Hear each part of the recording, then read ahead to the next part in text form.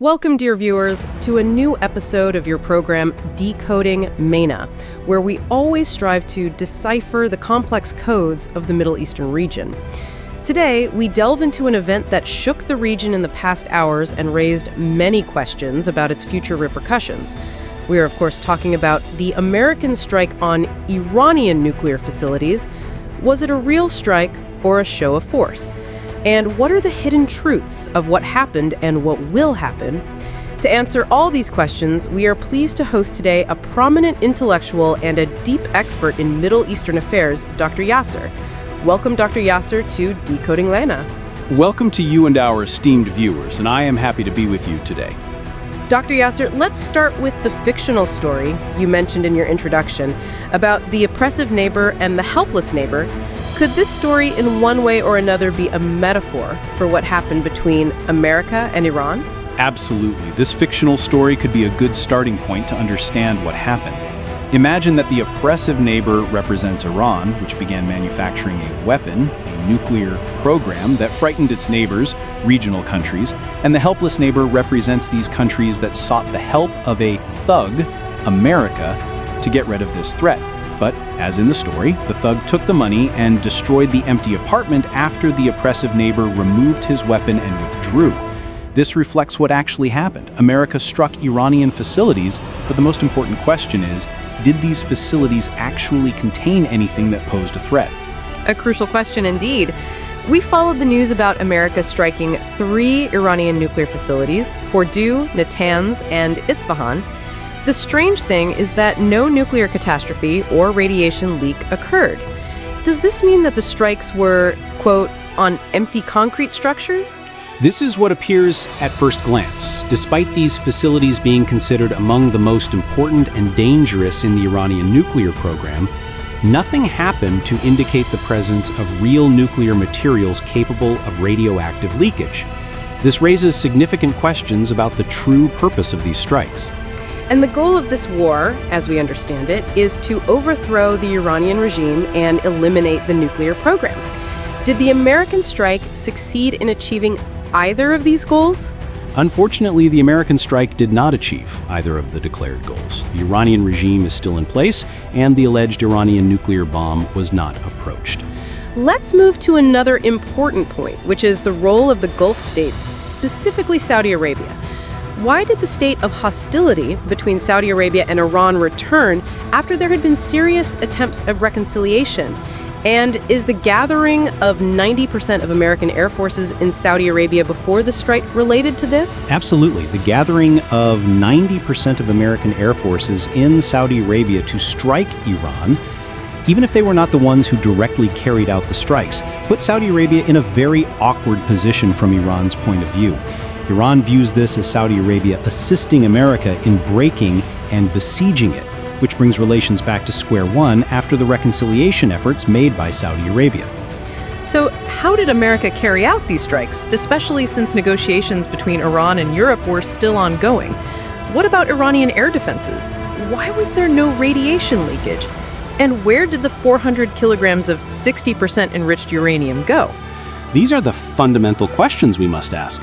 These strikes were carried out on the dawn of June 22nd, 2025. There were 2 strikes, one aerial using B-2 stealth bombers targeting the Fordow facility with 6 bunker buster bombs, and the other naval using submarines targeting Natanz and Isfahan.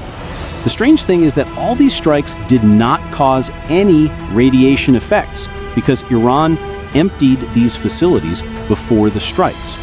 As for the enriched uranium, it was moved to unknown locations. This means Iran was prepared for the strike, but what is the importance of these facilities that were struck? Specifically, why is the Fordow facility more important than Natanz, despite its smaller size? And what about the Isfahan facility, which appears to be a research facility, but is crucial in manufacturing the nuclear bomb?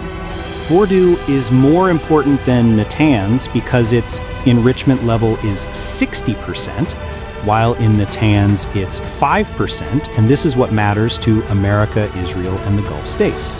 As for Isfahan, although it appears to be a research facility, it is the backbone of nuclear bomb manufacturing.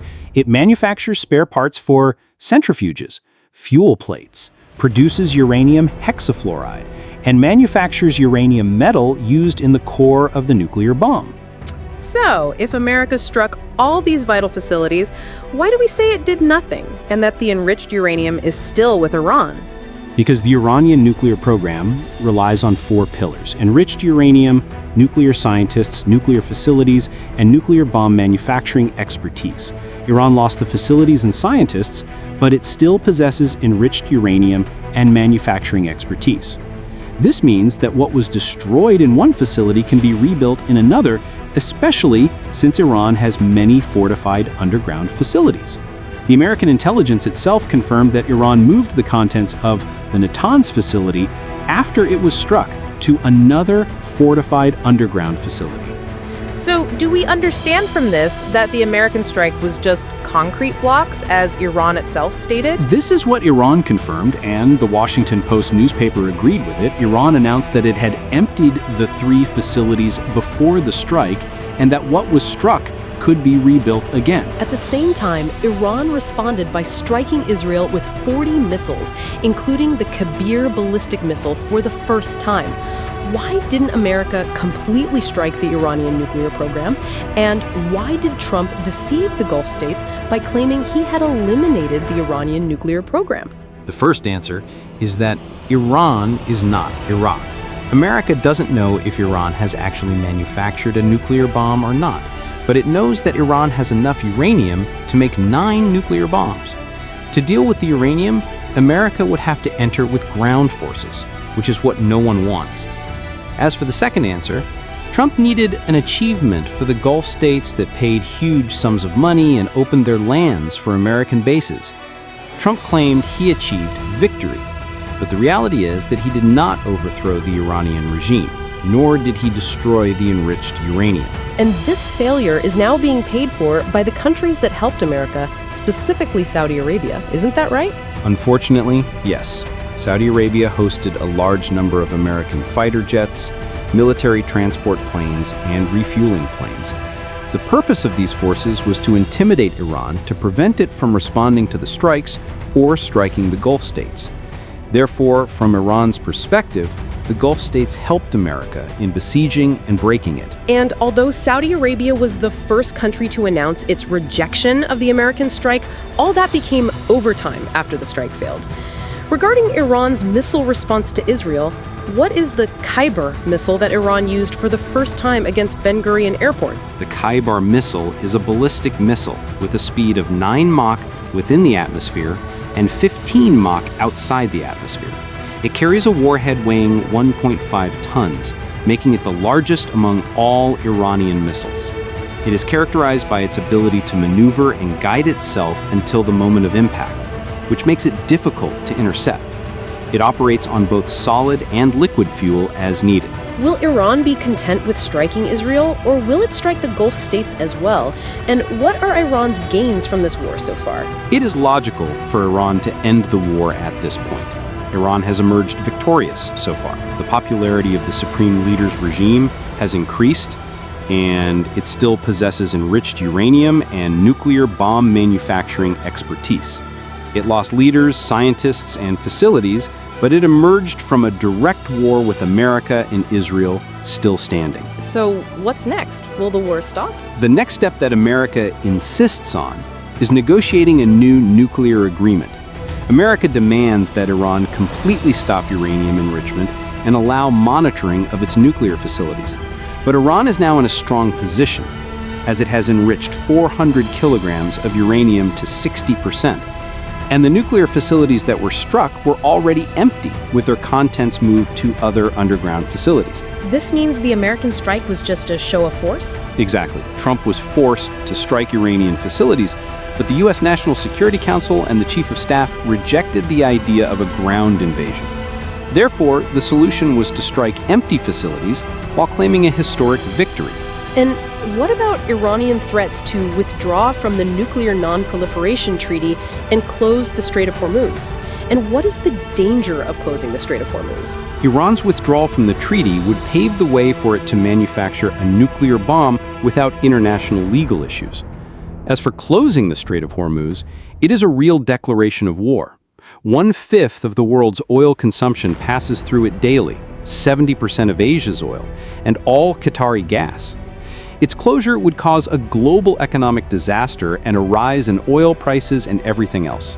This explains America's transfer of its naval forces there to prevent its closure. And what is China's interest in ending this war, despite the fact that it might distract America from Taiwan? China has two interests in ending the war. First, any problem in the Strait of Hormuz would hinder the supply of oil and fuel to its factories. Second, if U.S. forces gain control of the strait, Chinese oil supplies would be under U.S. control, which China does not want at all. So, if the war ends now, the only beneficiary is the Iranian regime. So, who are the losers? The losers are Israel and Saudi Arabia. Israel lost its prestige among Arab peoples, and its economy is incurring losses of $1 billion daily.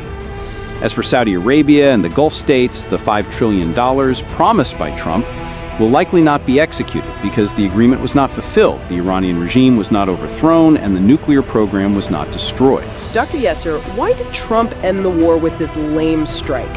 And why did Netanyahu thank Trump for the strike? The answer is simple. Neither Trump nor Netanyahu were capable of doing anything in the war. Iran was striking Israel daily with dozens of missiles and drones, and Israel's air defenses began to weaken and lose their ability to intercept. If the war continued, Israel's losses would have increased significantly. America itself was unable to shoot down Iranian missiles with its advanced systems. Therefore, the only solution was a small show to save face for everyone. Striking empty facilities and claiming victory was a way to end a war they could not continue. These are shocking details, Dr. Yasser. In the end, the most important question remains: who emerged victorious from this war, Iran or Israel? And will negotiations continue to determine the true winner? Dear viewers, with this, we come to the end of an exciting and informative episode with Dr. Yasser, who revealed to us the hidden truths and repercussions of the American strike on Iran. We hope this episode has answered many of your questions. And don't forget, to learn more about the behind-the-scenes and secrets of the Middle East and what the future holds, subscribe to our channel, Decoding Mena, and activate the notification bell to receive all our new content. Thank you very much, Dr. Yasser, for this deep and comprehensive analysis. The pleasure is mine, and thank you to the viewers.